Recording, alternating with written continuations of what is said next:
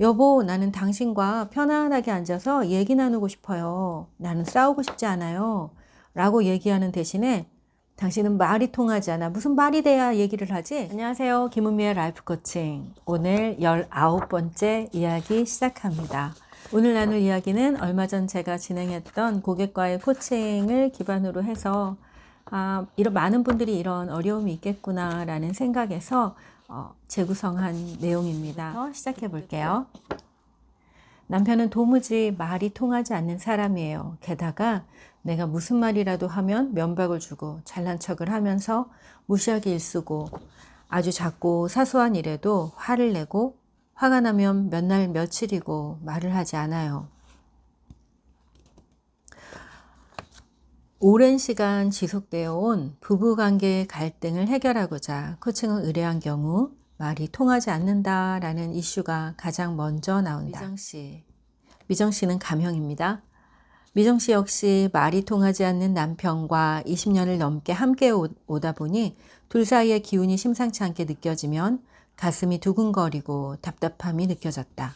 남편이 경멸하는 눈초리로 미정 씨를 바라볼 때면 모멸감과 수치심마저 올라왔지만 자신의 감정을 표현하지 못했다.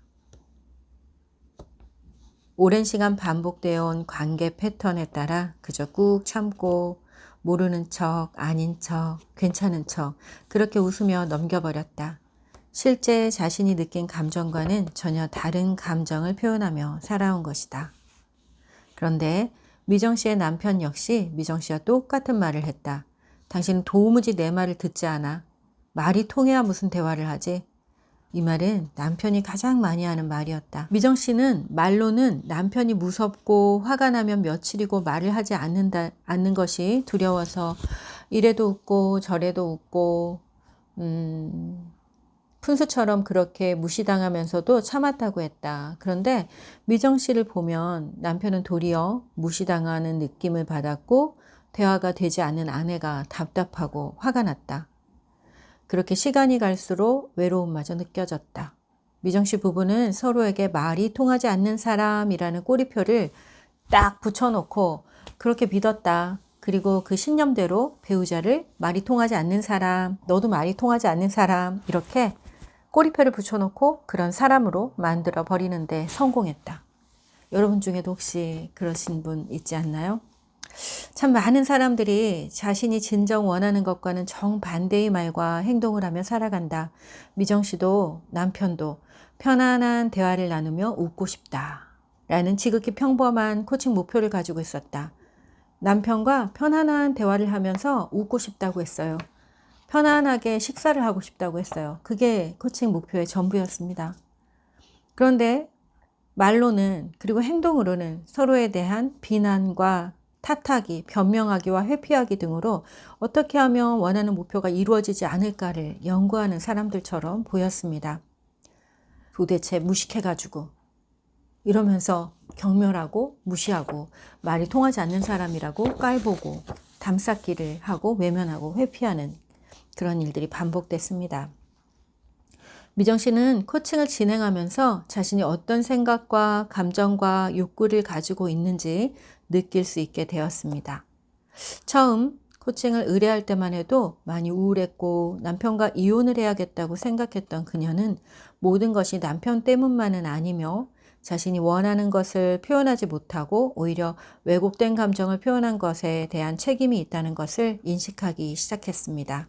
그리고 더 깊은 신념의 차원에서 그렇게밖에 할 수 없었던 자존감 약한 자신을 만날 수 있었습니다. 실제로 원하지만 원하지 않는 방식으로 상대를 비난하고 탓하고 원망하는 방식으로 말할 수밖에 없었던 자존감이 낮은 자신을 만나게 된 것이죠.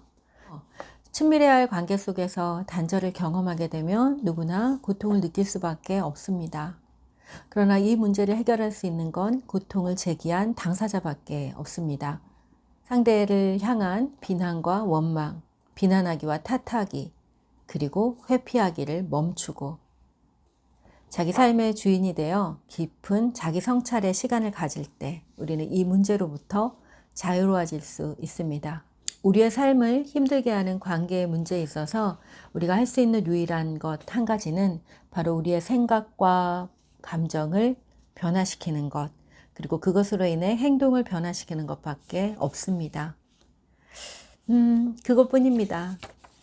여러분, 상대를 변화시키는데 더 이상 에너지를 쓰지 마시고 나 자신의 생각과 감정과 행동을 원하는 대로 먼저 변화시켜 보시길 바랍니다. 더 나은 삶을 위한 코칭 팁 4가지 알려드릴게요. 첫 번째, 당신이 지금 사용하는 말과 행동은 정말 원하는 관계의 모습을 이루는 데 도움이 되는가? 당신이 지금 사용하고 있는 말과 행동은 정말 원하는 관계의 모습을 이루는 데 도움이 되시나요? 두 번째, 도움이 되지 않는 말과 행동을 하고 있다면 그렇게 하는 이유가 무엇입니까? 비난하기, 탓하기, 따지기, 회피하기 멈추고 삶의 주인이 되어 마음으로 느껴지는 것을 말해보세요. 두 번째, 도움이 되지 않는 말과 행동을 하고 있다면 그렇게 하는 이유는 무엇입니까? 자, 지금 비난하기, 탓하기, 따지기, 회피하기를 멈추고 당신 삶의 주인이 되어 마음으로 느껴지는 것을 말해보세요.